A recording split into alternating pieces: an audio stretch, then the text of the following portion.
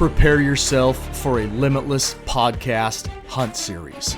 Hunt series consist of multiple episodes focused on capturing events centered around future, current, or past hunting adventures. Many of these recordings take place from the field. Turn up your volume, grab a beverage, and prepare to get your hunt on.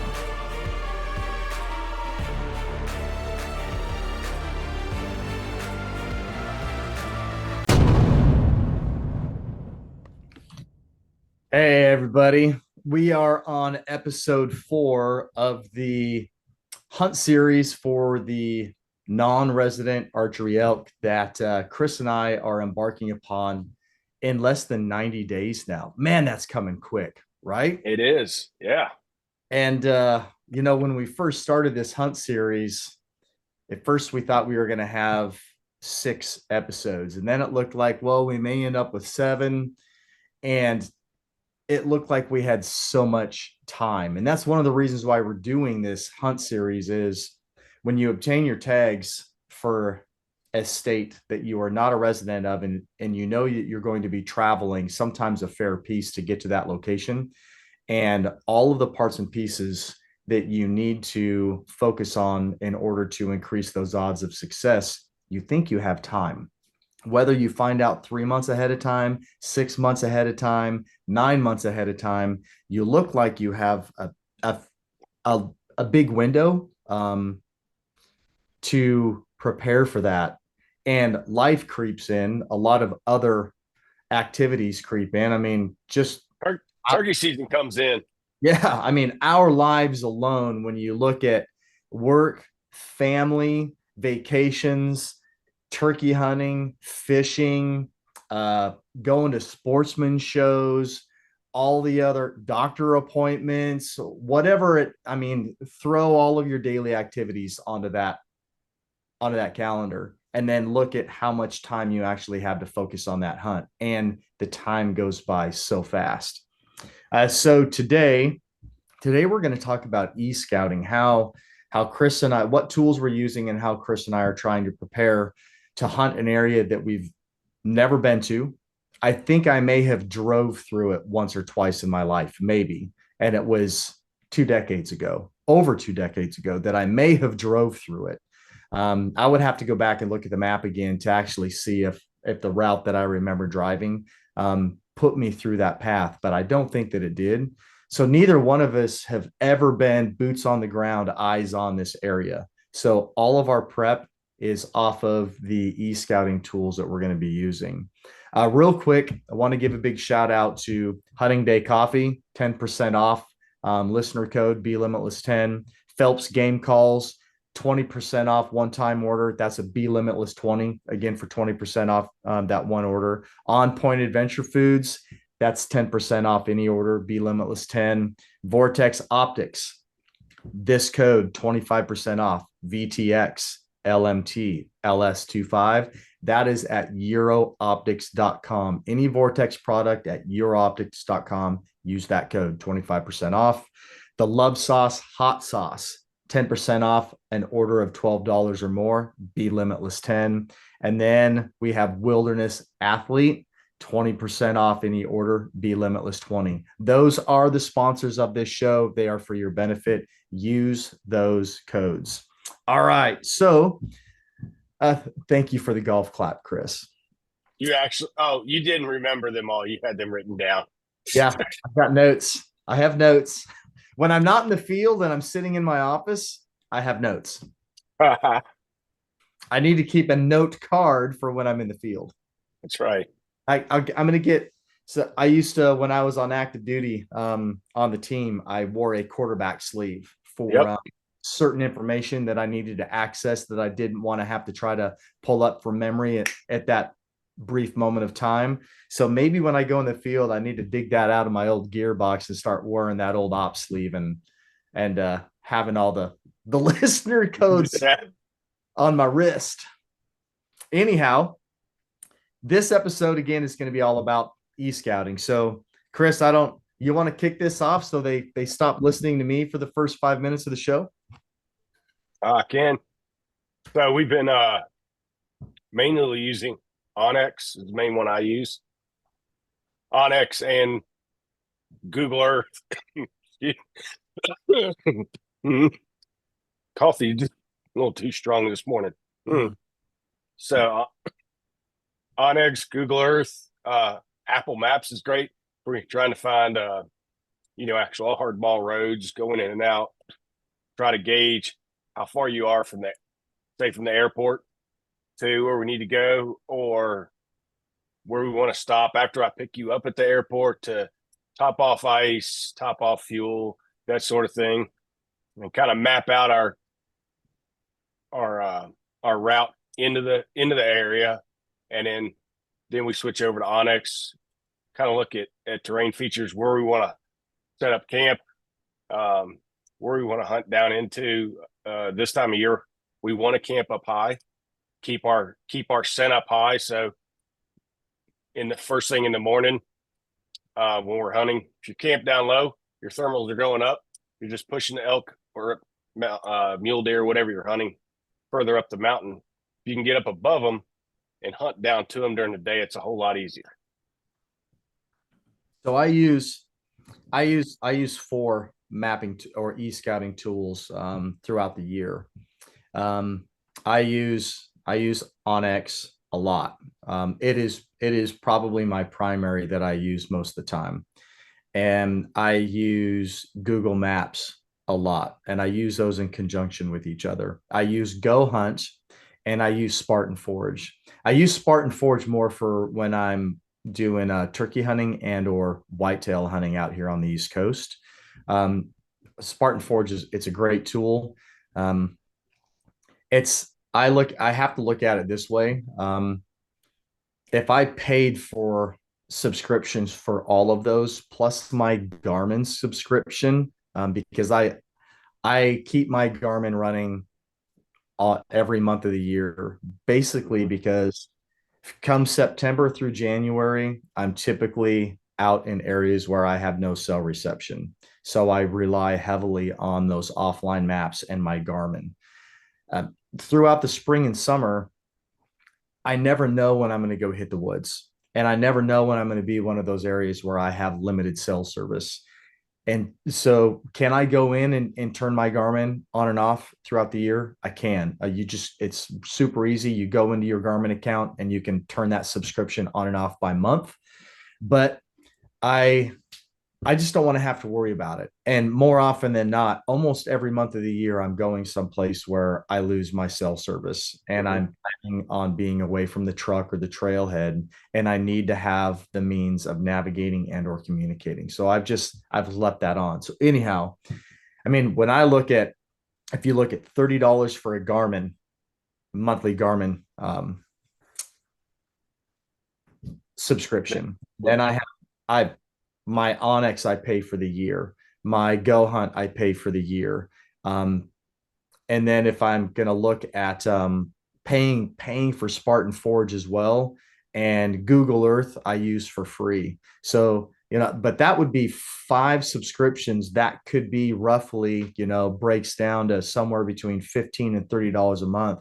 That's a hefty bill It monthly is.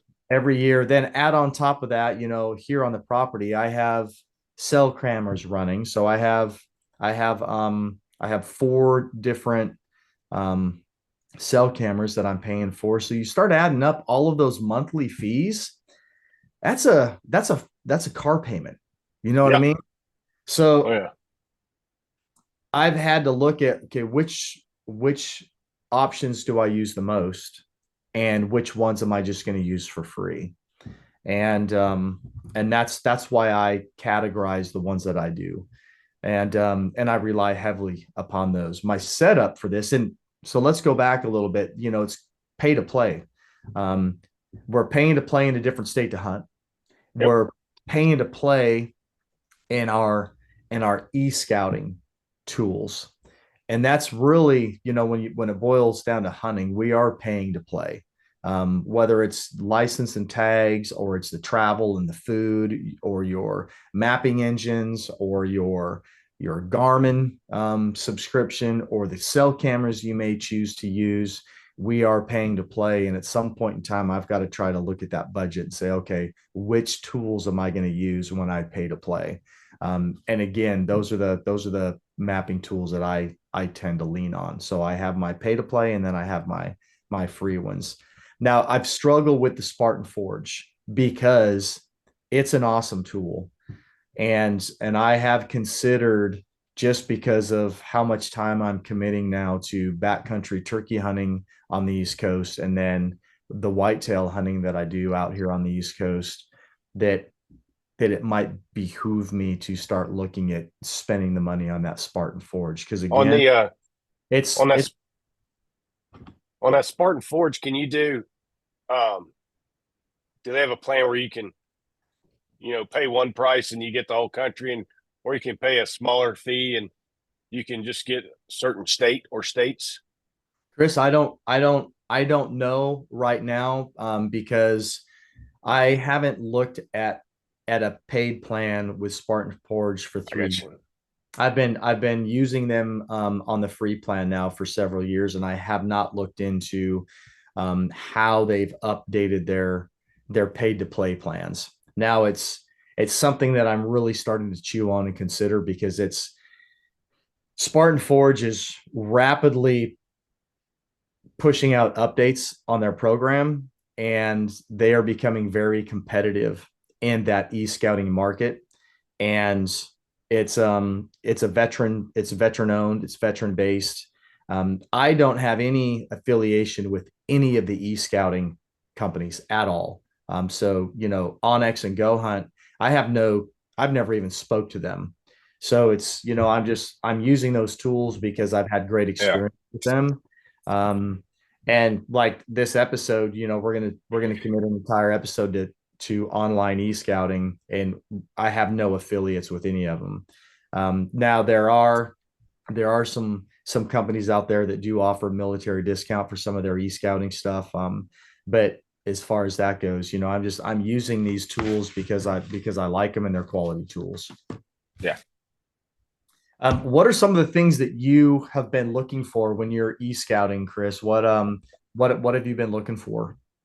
Well, first off, we want a somewhat secure place to leave the truck. Um, Worst thing that could happen is we come out with a load of elk meat and there's no truck there. Uh, that would be bad.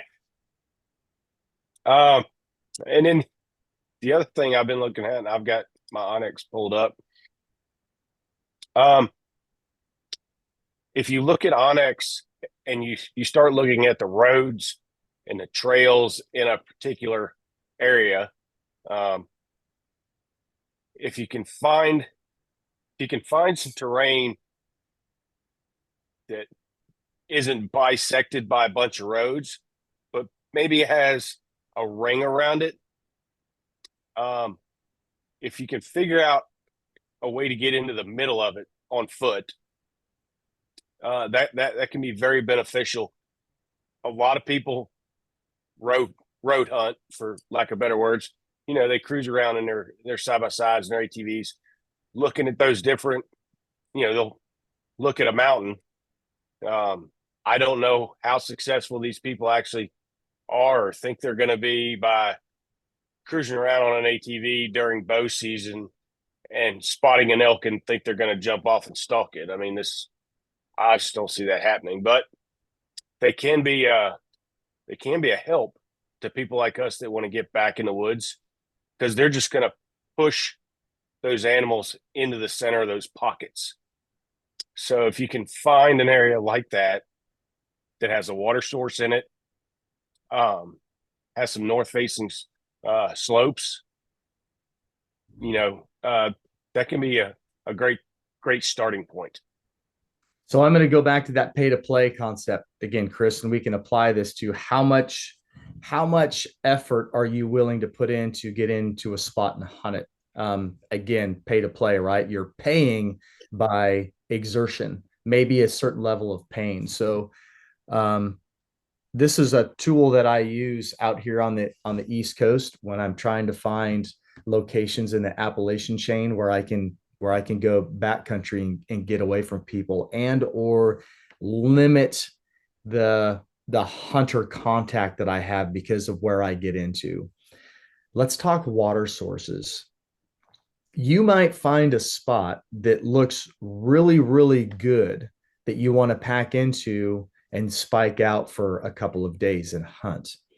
But you're not finding, like, there's nothing on any of the mapping systems that says, hey, there's an active spring here.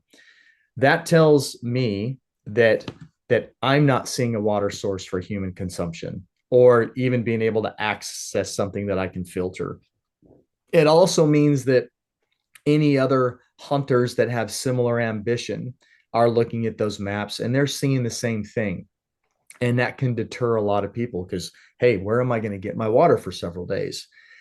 It doesn't necessarily apply to the animals because the animals, they know where the water's at and they know the sources that they need to go to get the amount of water that they need for the day. Now, hunting whitetail is a little bit different than elk.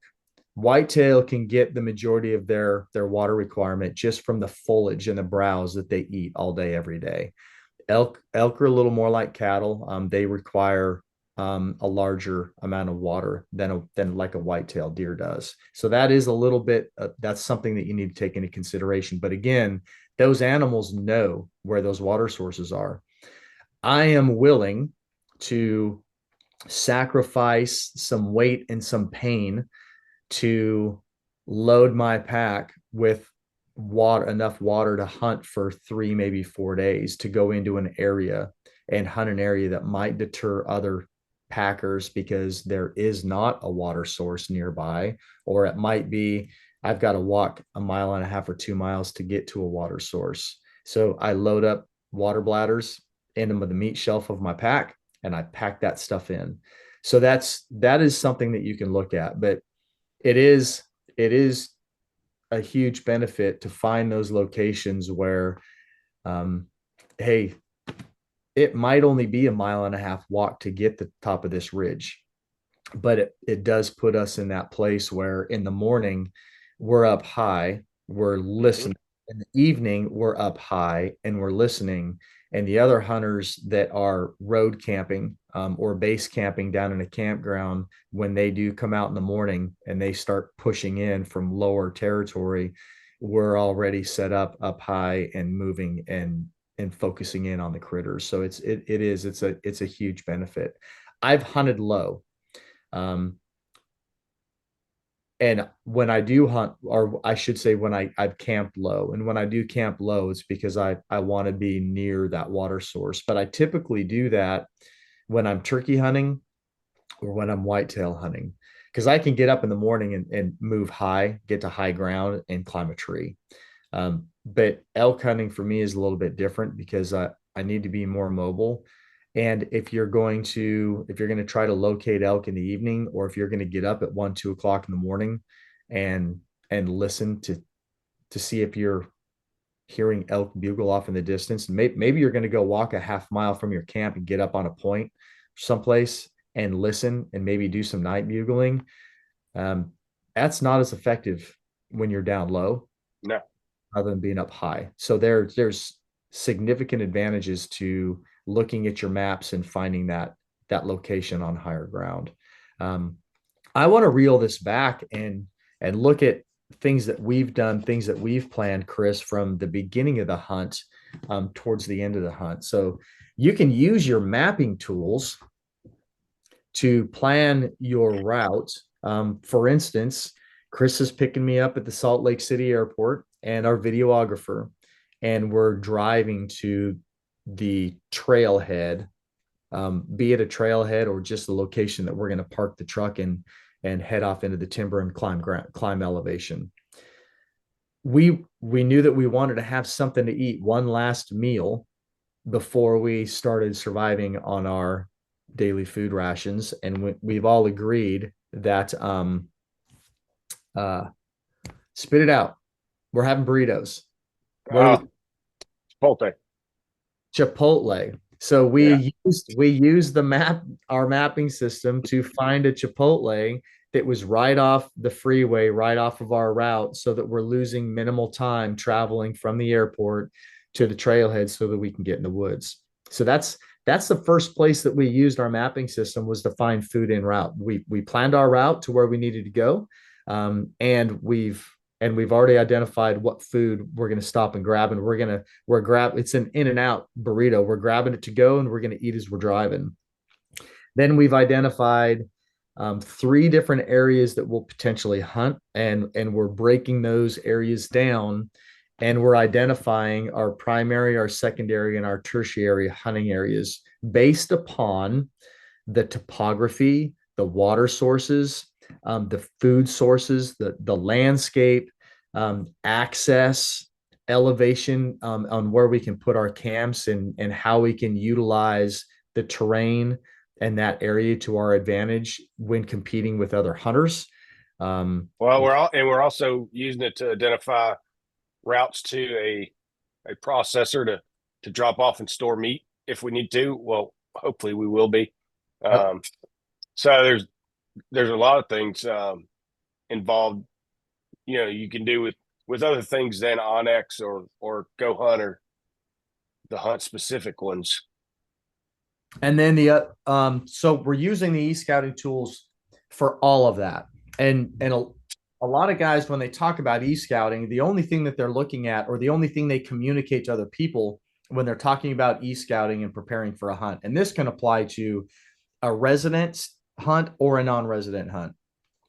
Guys are always talking about, hey, here's the area that I'm going to hunt, and I'm looking at the my elevation lines, and I'm looking at the terrain features, and I'm looking at the north facing slopes and south facing slopes, and I'm looking for saddles and benches and water source and all those things.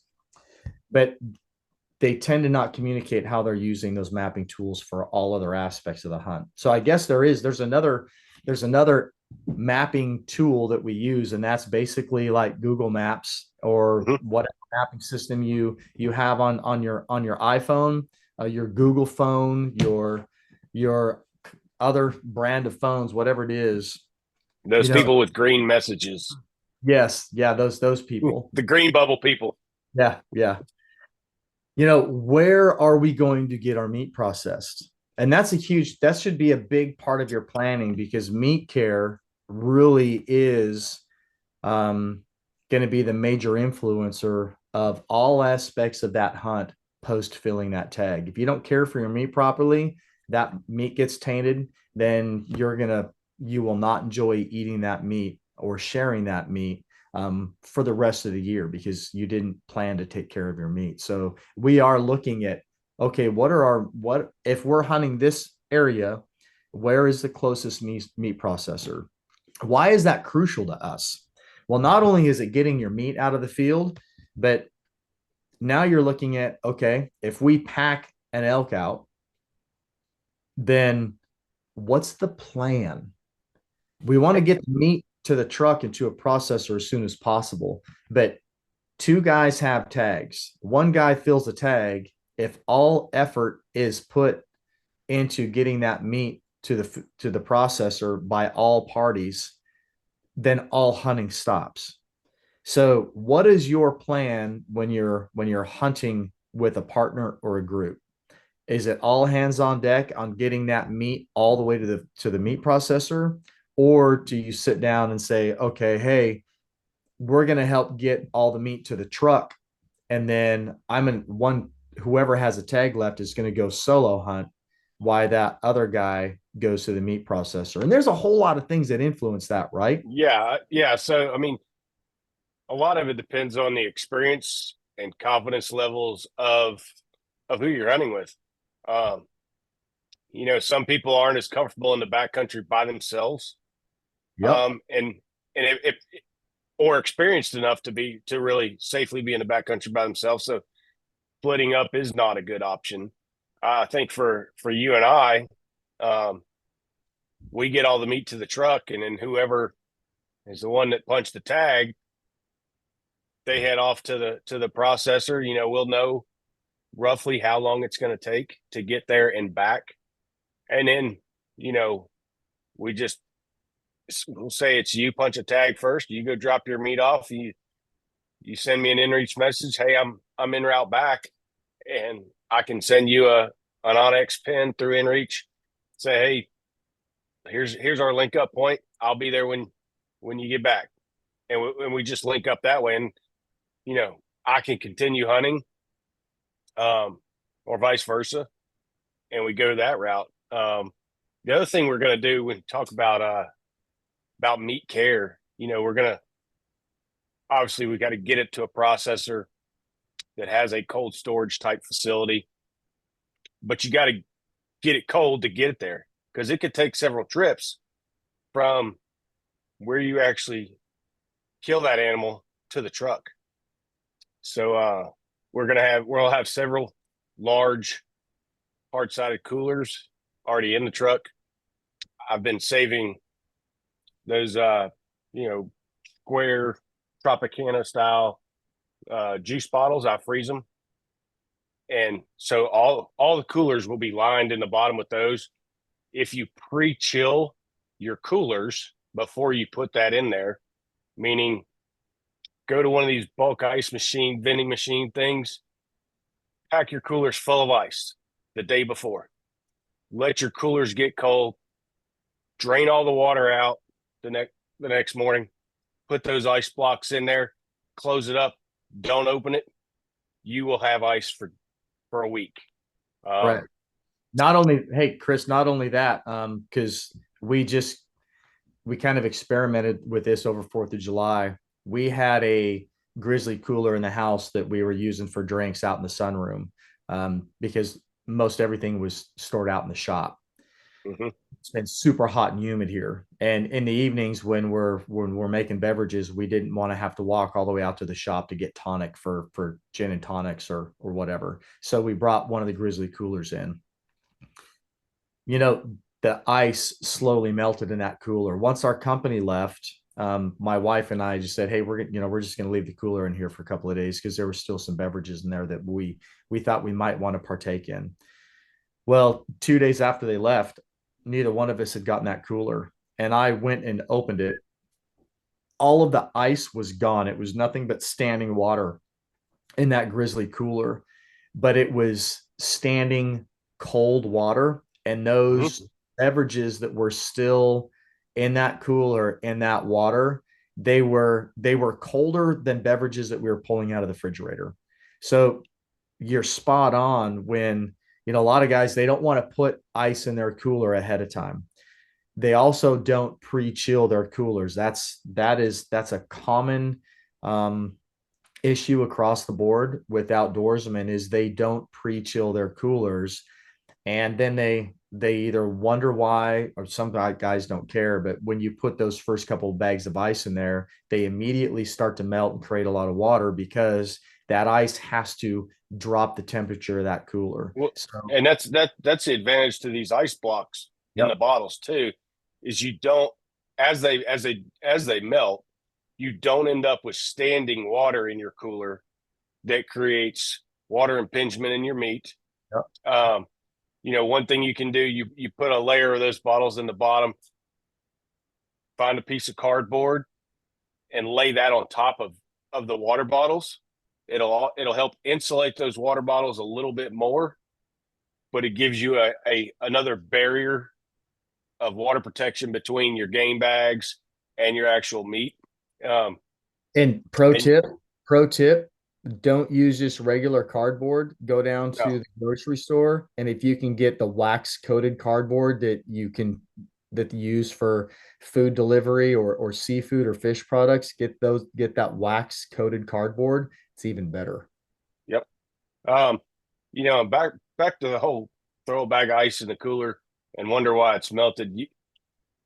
All these big time cooler companies, Grizzly, Yeti, Orca, any of them that advertise, we keep this cooler keep ice for a week.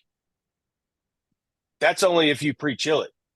You can go spend $500 on a big Yeti, or go spend $50 on a big cheap Coleman cooler from Walmart. If you don't pre-chill it, your ice is going to last the exact same amount of time. Pretty much. Yeah. If you pre-chill a good hard-sided cooler, they will last a week or more. Correct.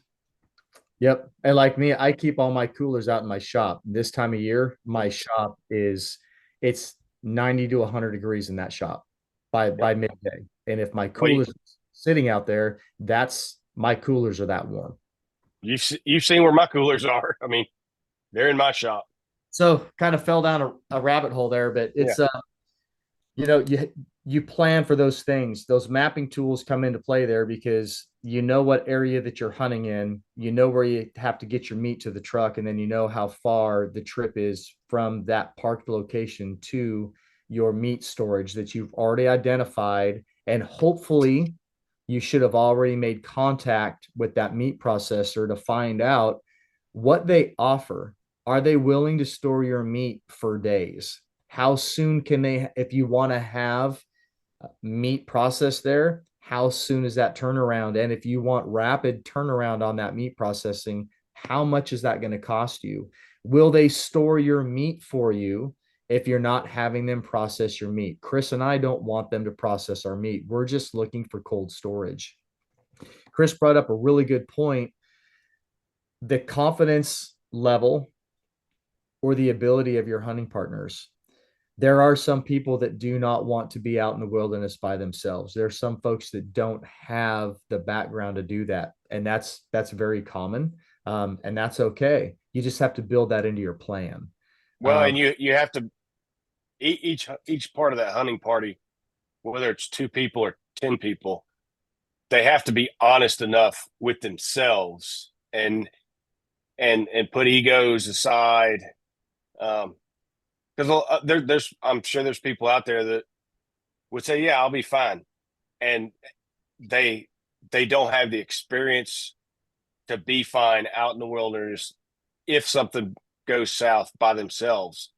So you got to have some trust and some honesty there that you know that your hunting partner can take care of themselves if something bad were to happen when they're alone. Well, so the other thing you have to think about, Chris, while we're getting down some rabbit holes, I love it, is that solo hunter, if you stay out in the wild to hunt while your partner goes into town, if you put an arrow in an elk, do you have the experience and the ability to track, find, and start processing that elk? And now it's incumbent upon you to start moving all of that meat on your own because your Mm-hmm. partner is in town dropping off another elk. And it might be, depending on where you're at. And this is part of that equation is where is the meat processor in location to your hunting location? It might be a 4-hour drive one way to get to a meat processor to drop that meat off. So your hunting partner is more or less out of the fight for A half day. full day. It's going Yeah. to, I mean, 4 hours each way. That's 8 hours. Now, Mm-hmm. time at the meat processor, that's going to be potentially another hour. So that's 9 hours. And then you have your pack in time. So once that hunter gets back to the parking area, depending upon where you're at, that could be another 1 to 3 hours before they're back on site to help you. So now we're up to 12 hours. Yeah. So that means that individual is potentially, and if you've been packing meat out, you've been packing meat out almost nonstop for a day, 2 days to get elk from the kill site to the truck, limited sleeping, and then that person is driving, that there's that 12 to 15 hour turnaround. Now they're running on no sleep. Yeah. And that's that's something that you have to consider as well. If you're going to be a solo hunter, you can't go just call in an elk and put an arrow in an elk and then sit down and wait for your hunting partner to come back to start processing, moving that meat. You own it. You're on it. Not unless you're hunting in November, December. Yep. And then this adds another layer to that onion of planning, guys and gals, is now that solo hunter does not have a truck at said trailhead or parking spot with pre-chilled coolers to hang meat. So there's so many different things that you have to plan for. if you're going to split up like that and the truck's away, maybe you never know what's going to happen out in the wilderness, right? So you finish packing all the meat out, you high five, your hunting partner rolls into town, you're walking back to where you think you're going to hunt. Maybe you get 3/4 of a mile from the trailhead, whatever, and an elk steps out in front of you and you put an arrow in it. Now you're like, okay, well, here we go. Um, what are you going to do with all that meat? You have to have a plan. Where are you going Game to bags. try to keep it cool and to keep it away from the critters until your hunting partner gets back and you can start that cooler rodeo all over again. Yep. Um, so those are things to plan for. Those mapping systems play into that because you can look and identify your meat processors. You know how far out they are, and you need to start planning all of those different layers to that success. What are we going to do when one person fills a tag? Chris and I have talked about it because we have 2 tags apiece. One of them is dedicated. Well, one of them is an elk tag, but we can harvest, and the other one is labeled as a deer tag. But in the state of Idaho, with either one of those tags, our elk tag can be used for elk, any elk. Where we're hunting, it's any elk. We can harvest mule deer, we can harvest black bear, we can harvest cougar, and we can harvest a wolf. So that elk tag covers 5 animals. The second tag that we each have is the deer tag. So we can harvest 4 animals, excluding elk on that tag. We're not going to burn time harvesting any other animal because we're there for an elk hunt. However, if a 200-inch mule deer presents a solid shot opportunity, whoever's carrying, Yeah. we've both decided that whoever's on the bow at that moment, they're going to put an arrow in that mule deer. Again, now we're in that back into that planning phase, that execution phase of, okay, now we have a mule deer on the ground. We're out of the elk hunting fight until we can get that meat to the truck and have it headed down the road so that we're caring for the animal properly. Are you going to commit somebody back to a solo elk hunt, or are they going to hop in the truck and drive into town and drop meat off? The other thing too is, how long have you been out in the wild? We're going out for 10 days. If we're Yep. 5 days in, who knows? I mean, if Chris harvests an elk, and by the time we get the meat back to the truck, now we're potentially 6 days in. Am I ready to go have a shower? Am I ready to go have a meal somewhere? Do I want to take a break from the grind and go help him? Are we both exhausted and we're worried about him potentially falling asleep at the wheel? Those are some different things that we need to look at. Those mapping tools should be applied to all aspects of that hunt. It's not just finding where the bedding and the feeding and the water sources are for the elk or the animal that you're pursuing. Those mapping sources, those engines that we're using, in my opinion, you should be applying to every aspect of your hunt. Where am I Well, flying? Go ahead. and one of the benefits of these, I'll call them newer, because 10 years ago this stuff didn't exist. Especially with you being on the East Coast, I'm in the middle of Texas. We can't sit down over the dining room table on a Saturday night with a couple cold beers and look at topo maps that we got mailed to us from the U.S. Forest Service. But what we can do is I can be out here in my shop. I can be on my iPad, Onyx open on either one. You're on the East Coast. You have your Onyx opened up, and we can look at areas at the same time.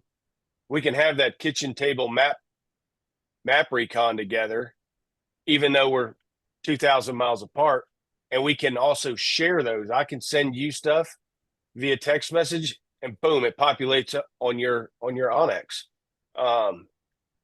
which I think that's a huge add to the hunting space in general, or fishing, because you can use it for fishing. To where if you're hunting with somebody that's not right next door, where you all can sit down and pour over maps together, you can share it just as easy. The other thing too is, so I have multiple screen views when I'm scouting. So I can use my phone because I can Mhm. pull all of those applications up on my phone. I have my laptop that I'm staring at now, and then sitting next to me here, I have a large computer monitor. So I can shift those screens. If some I know guys that have a flat screen TV that they do their Mhm. e-scouting on because they can get the picture so big. I love e-scouting on my large flat screen computer monitor. It's just the clarity of it. I can really get in and look at stuff better than trying to zoom in on a small phone. I obviously I'm zooming in no matter how I'm doing it. But the larger the screen as I zoom in, I get a larger picture of everything around it. I Mhm. don't have to go so micro to try to pick stuff apart. And then we can utilize um, stuff like Zoom to where you can connect in a meeting and then you can share screens. You can share your Onyx account, or you can share your Google Earth screen, or you can share your Spartan Forge account and screen with each other. Even flip flop it and take and go back and forth and just start breaking the country down, saying, "Oh, ooh, is that a micro bench right there? Hey, Mhm. what is that?" Pull up Google Earth, and I want to, let's go look at a different time of year. I want to see what that looks like. How did it look like 5 years ago? Um, there's different things you can do together. And while you're sharing that screen via Zoom, you're pinging off of each other rather than being in that tunnel vision of one person viewing it. Now you're getting both parties. And as people start identifying different things, sometimes that opens up new doors that neither one of you would have identified trying to break it down alone. Yep. And the other advantage to Onyx and Go Hunt, you can save an offline map to your devices. Um, if you're not familiar with Onyx, or if you've not used all these features, you go out where you have no cell reception, open up your Onyx, you're not going to get a map. It's not going to stream in and give you any clarity. You have to download offline maps ahead of time, and not just for the area you plan to hunt, but or your primary area. But if you've got two or three different areas you want to hunt in, if one's not producing after day three, you say, all right, we're going to jump and move to this one. Well, you have to have that offline map downloaded ahead of time as well. So Spartan Forge has that same technology now Yeah. as well. Yep, they Yeah. have option maps. The other thing that you can use with your e-scouting is e-scouting is not just something you do beforehand prior to. While you're out in the wild, keep that e-scouting thought process in the back of your head. It's and I don't you would think that this is common knowledge, but not everybody uses these tools to the extent of other people. But while you're out in the field, even on an offline map, you can add waypoints, you can add notes, you can add photos. You can take a photo. Let's say you find a wallow. You can take a photo of that wallow. You can drop a waypoint. You can attach a photo to that waypoint.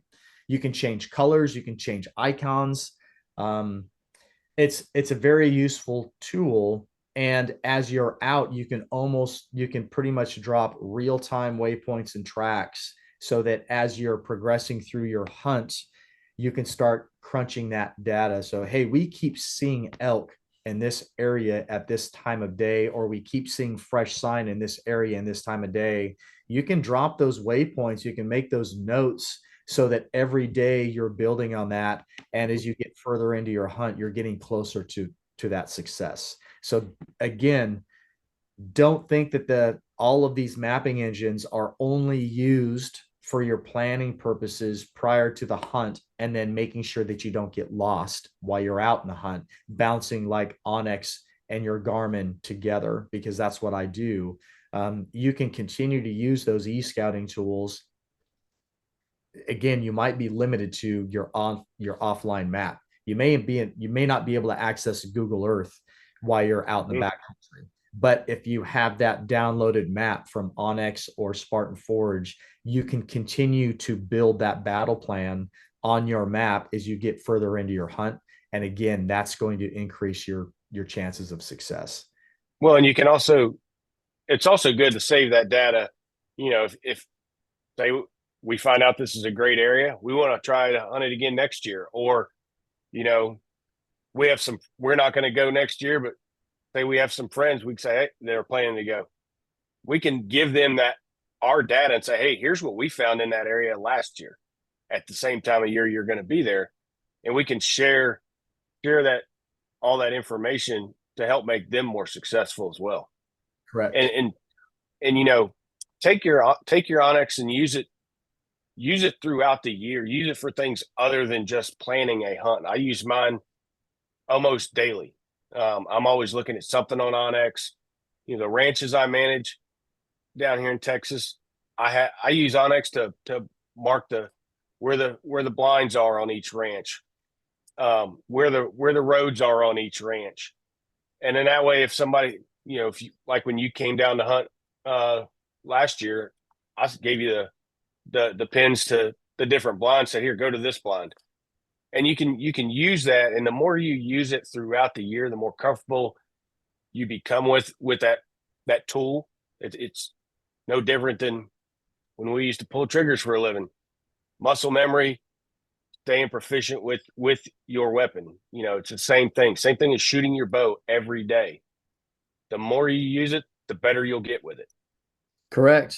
And it's, the other thing too is, you can use your Garmin to pass waypoints or say, hey, I'm going to go meet at this location. You can use your offline map in the same way. If you're both dropping your waypoints, if you're both sharing your waypoints, if you do split up, you can say, hey, I'm going to meet you at this water source. I'm going to meet you at this wallow, or, hey, I'm going to go meet you at this observation point, where we were glassing 2 days ago. And then if you're split up, then that, okay, I'm just going to navigate to that spot because you have all that data on your map. Again, you've been using those e-scouting tools from day one, being notified that you have the tag, all the way up through harvesting that animal and getting the meat to a processor. You can utilize those maps, those tools through every aspect of your hunt. It's not just trying to find food, bedding, and water. Well, and when I was in New Mexico for my archery mule deer hunt back in 21, we're hunting public land. We drove around a lot, because we didn't find mule deer where we thought they would be based on our e-scouting. We started driving around, and my passenger that was hunting with me, he had Onyx opened up on his phone, and as we're driving, we'd look off to an area. Oh, that looks promising. He could tell right then and there. Yep, that's public. That's BLM. That's state land. We can hunt it. Hey, if you go about another mile up here, is the access point to it. So you can use it for all kinds of things.